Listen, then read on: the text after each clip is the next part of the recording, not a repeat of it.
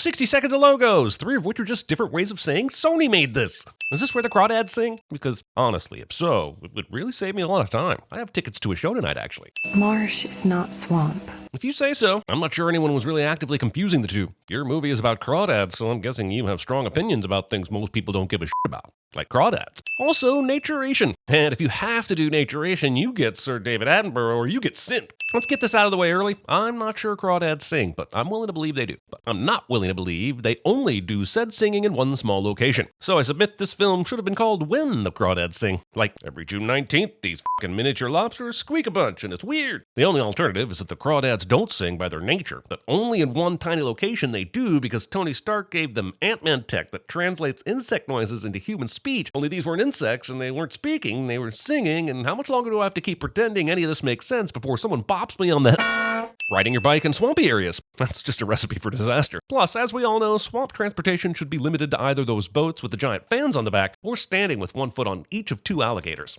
A swamp knows all about death and doesn't necessarily define it as tragedy. Certainly not a sin. But if the death is a corpse that has its face conveniently hidden by a tree to tease the audience and avoid the gruesomeness for a mere 10 seconds, then I'm going to say it is a sin. But also, you just said a marsh is not a swamp. Now, not even 2 minutes later, you're using them interchangeably. Layman's terms, bang the back of his head on the way down. Offering layman's terms to people who shouldn't need layman's terms about something that didn't even need layman's terms to begin with. What series of events led to someone thinking Doggone Diner was a good name for an eatery? Is the dog gone because it died? Because it doesn't like the food? Because it is the food? I choose my restaurant solely on wordplay skill, and there's no double meaning to this sign that makes me want to eat here in the slightest. Could have been that woman lives out in the marsh. And this bit of conveniently overheard town gossip will be all these 2 cops need to make a trip out to see Marsh Girl. Police work! Is she a scientist or a witch? Thing I said after my first non-self-administered handjob somehow ends up as dialogue in this movie. The makeup department goes with slightly dirty face and amazing hair, because that's how they interpreted the studio note of Total Swamp Girl, but fuckable. Shut down your engine. Running from the cops and doing so in a really shitty boat. Not putting a movie title on the marquee so we could check and see if it fits with the time period. You thought you could take the easy way out, but you forgot about sins of omission, didn't you? If a cat visits you in prison, you are guaranteed to have a great stay in prison, and no one will bother you or steal or kill your cat that you love. Movies don't lie. While the movie wants you to focus on the cat becoming her friend, I want you to see how fucking huge her prison cell is. There are people with no criminal record in New York paying $4,000 a month for apartments half this size. I'm Tom Milton. I'm a lawyer. May I come in? He asks, she never answers, he comes in anyway. I guess we know who the villain of this movie is. It's called Consent, Thomas. You probably know that you're being held for the murder of Chase Andrews. But I'm actually here to sell you a share in my sweet potato farm business. See, I got a bunch of acres of sweet potatoes, and I figure this murder charge here is going to blow over for you eventually. And look, my marketing teacher told me to tell my business story to everyone I meet, so here I am, just trying to do that and honor that advice. I can't help you unless I know you. Plus, there's tons of exposition to get through, so help a guy out, would you? People forget about the creatures who live in shells. Rebooting the Teenage Mutant Ninja Turtle franchise every 15 years. And this little piggy went all the way. Doing Little Piggy. Ain't isn't a real word. Ain't is a perfectly fine word, and you should be much more concerned with this kid trying to dock his motorboat in the reeds. How many times I told you not to mess in my goddamn boat?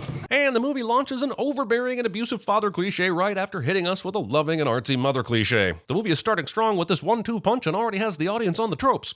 But also, and the angry dad said, sit down, you're rocking the boat. Leaving your abusive husband, but also leaving a small daughter behind. I have to go, Kaya. I can't live here no longer. Kaya, you be careful here. At least Jody said goodbye. Mom, Murph, Mandy, and Missy don't even give Kaya a passing glance. And not a single one of them thought to maybe take her along and find her a place to stay too. Vin Diesel needs to have a serious talk with this crew. If you're in trouble, run and hide deep in the marsh way out where the crawdads sing. Roll crawdads. Also, this seems to confirm that there is a specific place where crawdads sing, but some of my more poetic contemporaries suggest this was just the brother's way of getting his sister to run for forever because he knew crawdads don't sing. But in that interpretation, the good deed lie does help your sister outrun the current community, but it doesn't give her any stopping points. If she's really trusting and believing her brother here, she will never stop running, looking for those fictional crawdads.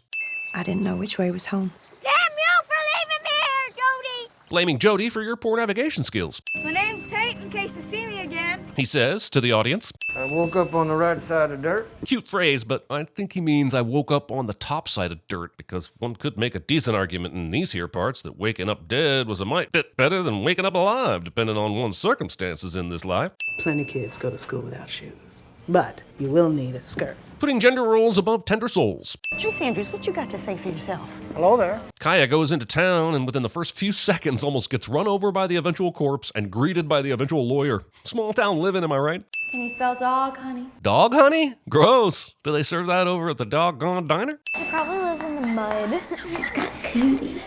Stink in the room. I swear to God, this movie is crossing off traumatic childhood cliches like it's trying to get into the Guinness Book of Terrible Movie Records. Reckon I was better off learning from the wild. You'd reckon super wrong, though. The Wild can't teach you about the order of the presidents or the Wright brothers. Good luck getting anywhere in life without knowing about the Wright brothers. Greyhound owl, probably. No, Kaya, that is a feather. She really does need to go back to school. I didn't know how to do life without grits. Well, you just wake up and choose not to eat boiled dirt. That's how you do it. They fresh? Dug them before dawn. Liar. The sun was clearly up while you were digging, so you dug at least some of them after dawn. We don't say that in the Bible. Be careful. Ephesians 5 says, look carefully then how you walk, not as unwise, but as wise, making the best use of time because the days are evil. So, yeah, be careful is in the Bible. In fact, I'm pretty sure you can make scripture say anything you want if you try hard enough. If we lose big. The Houston Texans. I have to get out of here, one way or the other. So you either get acquitted or you break out of jail? That last part is kind of badass enough. I want you to be found guilty. The Crossshank Redemption. Now you're going to hear she had the time. Me, this is a teenage prosecutor. This guy's hairline says 40, but his voice says 15. The sin is for how much this guy pulls me out of the film. Stay calm. This is like telling someone not to think of a tuba with flowers painted on it. It's counterproductive and unnecessary. Back to more expositional backstory. This movie will pretend to be a courtroom drama for a couple minutes every half hour or so, but it so desperately wants to be a Nicholas Sparks movie, it can't help jumping back to the melodrama as soon as possible. If you have a secret woods boyfriend who leaves you feathers and open milk cartons, you should maybe just consider masturbating. Hi, it's me, Tate. He says to the audience, I've always found the easiest way to teach literacy is to recline sexily on a tree branch. Good call, Tate. There are some who can live without wild things. Holy who are those people? And why am I positive they just never saw Wild Things? Because once you see Wild Things, including 0 degrees of separation from Kevin Bacon's peen, you would definitely no longer be able to live without Wild Things. That's what I'm talking about, Kaya. Woo! She just learned to read in less than 10 minutes of movie time. The movie gave a full minute to opening credits, but she learns to read in 10 minutes. I didn't know words could hold so much. Well, you do speak, right? The nature and ability of language to convey thought is clear in whatever symbolic way it is communicated. So this is just a change of format, not substance. This is basically an author being like, writing stuff is better and deeper and more meaningful because it's what I do. And that's some literary elitist bullshit. How birds sing mostly at dawn, because the cool, moist air of morning. Lady, you have never been around true wild birds if they all talk in the morning. And I invite you to Tennessee to listen to the crows, owls, and doves that chatter the out of my evenings. Master Jeremy Andrew Clark, January 2. That's Jody. Nicknaming someone named Jeremy Jody. Everything you've worked so hard for, your dreams of going to Chapel Hill. Dreaming of going to Chapel Hill. Not rotating the old stock to the front when adding new stock. Social services are looking for me again. They're gonna pull me in like a trout, put me in some group home. How long has she been out here? This movie is both moving too fast and moving too slowly. Besides, I'd never leave the marsh to go live with a bunch of strangers.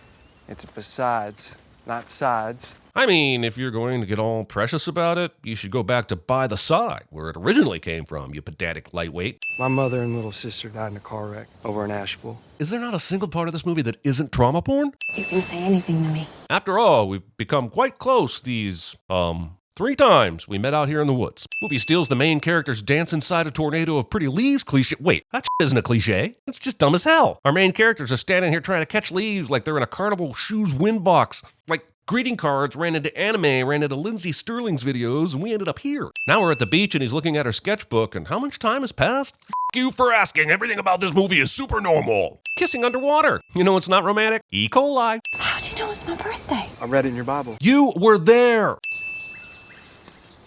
Using cake cutting as a way to say, F you to symmetry. Man, listen to them crawdads sing. He lustfully starts undoing her buttons because who doesn't want to have sex in front of thousands of migratory birds? Having your eyes closed the first time you disrobe your lover. You've been waiting to see this for so long, Tate. Go ahead and take it in. It's what normal people do. See, Kaya gets it. So basically, this is Blue Lagoon, only this time the actors were all of age. Because I care about you too much. Fall gave way to winter, winter to spring. Those are Brady Bunch lyrics. Autumn turns to winter, and then winter turns to spring. It's not just the seasons, you know, it goes for everything. You can't run away from every whip stitch. Making me look up what a whip stitch is, and more importantly, the dictionary defining whip stitch as an overcast stitch. What the hell, Miriam? You wouldn't have to leave home. You could just mail your samples into a publisher.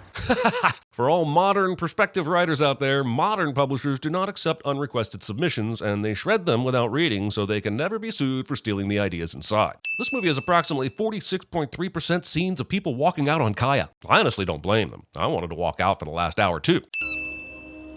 Hockey, how's the peeping? How's the peeping, Hockey? Hockey. And no fresh fingerprints either. And like clockwork, an hour in, we're jarred back from ponderous backstory to a conversation in court just so we can pretend we're watching a courtroom drama. Unless courtroom is a synonym for mellow, I'm not buying. There are 13 other people on this beach. Did they all come in the one boat? I'm Chase Andrews. Taking over an hour before officially backstorying the corpse. Can someone please clean these fucking dirty-ass windows? 5 years. Is how long it feels like I've been watching this movie. Couldn't the casting director have hired actors for Tate and Chase that didn't look so similar that I'm constantly questioning which guy she's talking to? Can't believe you've never been up the fire tower. So he tries to have sex with her and is mightily rebuffed. He begs to make it up to her, and his method is having her climb a super tall tower with lots of get shoved out of openings, and she does that? This movie can't be content with just letting the fire tower be enough of a foreshadow and reference in and of itself. It has to force feed us a shot of him closing the grate because subtlety, am I right? Breaking and entering. But I won't do anything unless you want me to. He will, actually. We hope to edit and publish in record time. This movie's single biggest sin is giving hope to aspiring authors by making it look easy as to just mail your shit to New York and get a book deal. Holy Christ! At least the Muppets Take Manhattan made the crew get rejected a bunch before a producer's son recognized their talent. This campfire chat goes on for all the sometime, and the only thing we get from it is more aggressive assholing from Chase, which we didn't need, and a setup for his trip to Asheville scheme, which could have been done in one sentence. This movie did not have to be 2 hours long, is all I'm saying. This love scene concludes in 15 seconds after 6 thrusts. Even the sex in the story wants to be done with this movie as quickly as possible. Nobody knows. Nobody sees. Letting this asshole's vocal cords touch the music of Johnny Cash. He had that necklace on when he had dinner with us that night, and it was gone from his body. And what I'm saying is he never took it off. Whoever killed him took it. Here we have a murder case where the lack of a piece of evidence has become a piece of evidence. And this movie is off the wall, stupid, lame, derivative, and not worth your time. Nice. Hey, Mom, you think we have him wear the red cap with all the dark clothing and get in a fight with Chase, the audience will get that we're trying to make him look like a suspect? Good question, Frank. I think it may still be too subtle. Can we have the hat get knocked off and then picked up and brushed off a few times violently to make sure they really see it? Bob, I think you just saved this movie. Also, alpha males are so fucking weird, dude. I'll steal your hat to prove how much more alpha I am than you, bro. He's not good enough for you. Has any ex-boyfriend ever won back the girl with this he's not good enough for you argument about the new boyfriend? You're the one who left me. She's right, actually. And Kaya would be march-tastic at CinemaSins. You didn't even write to explain or even to say if you were alive or dead. Would have been difficult to write and explain if he was dead, Kaya. Ease up a bit, Kay. Chase just throws one loop around to tie off his boat, and that's just not enough to keep there. I guess he thought less was more. I had to do life alone, but I knew that. I'd known for a long time. Then why have you gone all in with 2 separate towny white boy relationships? Yep, sinning again the fact that she emailed a publisher and got a book deal.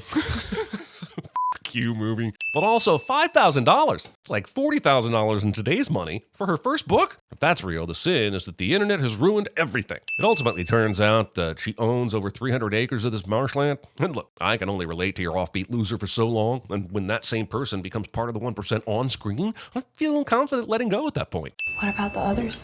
I don't know a thing about Murph, Mandy, or Missy. Neither do I. Glad we spent time on this. What about Ma? Oh, that's one of her brothers. Well, this guy. Don't care if he was serving his country for some of it. He's part of them that abandoned Kaya. She saved up for lawyers and everything, but then she got sick. Leukemia. This f***ing movie. Wait, I want to talk to you. Don't act like that. Grabbing women in the public store just because you want to assault them. I mean, talk to them. Super nice of this moth to sit still while she draws it. Thought I might find you here. Stalking. Every time I think this movie has found its rock bottom, it takes the trauma porn further. I don't need to show you where this is going. You can figure it out. But I'm just adding 25 sins for using fairly graphic depictions of physical abuse and sexual assault as empty plot devices in a Nicholas Sparks knockoff. Tate, I need you to go.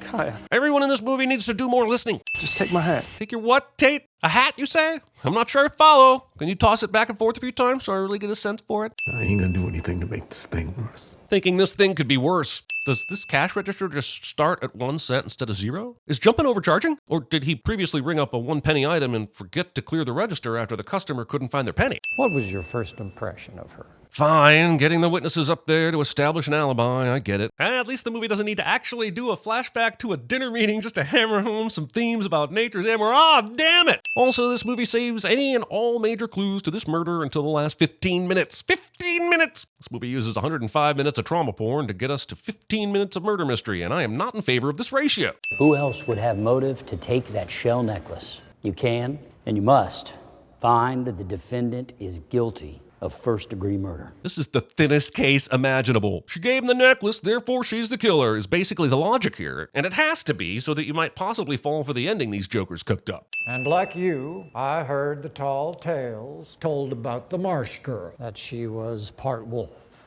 a missing link between ape and man, that her eyes glowed in the dark. Listing 3 movies that would have been infinitely more fun to watch than this one. Her lawyer is giving a good closing argument, but even if she loses this case, she's going to win on appeal on account of there not being any other Marsh people on the jury. Let's hope they take a good long while. If a few jurors have doubts, we got a chance. They're about to tell them the verdict is in, aren't they?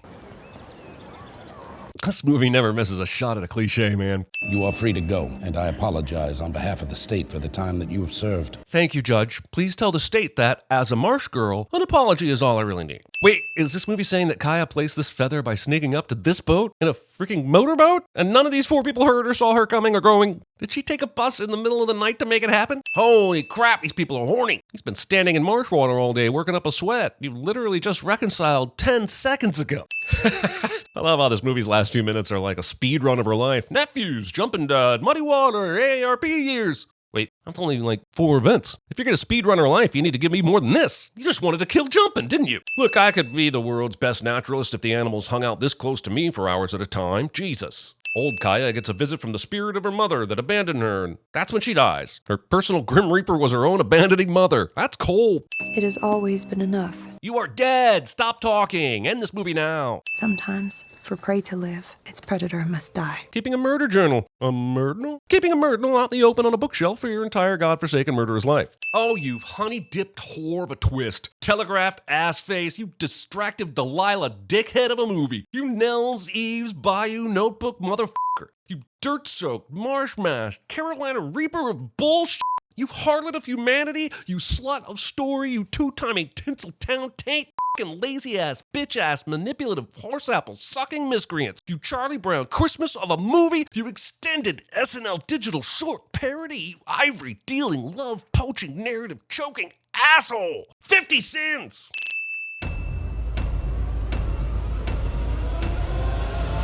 I don't feel so good.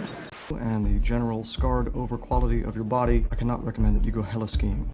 Dear God, make me a bird so I can fly far, far, far away from here. Hey, Cody!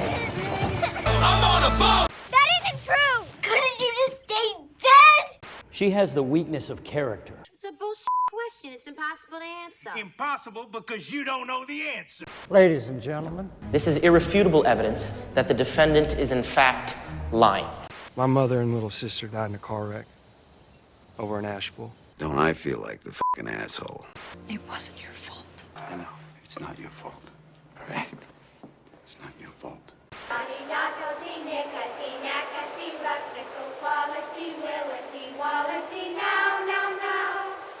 I have lived in Barclay Cove my whole life. I'm just a simple hyper chicken from a backwoods asteroid. But if it please the court, I reckon I'll call the entire jury. You're the real deal, ain't you? I threw it on the ground. I thought you wouldn't be able to leave the marsh. and live in any other world. When you make an assumption, you make an ass out of you and umption.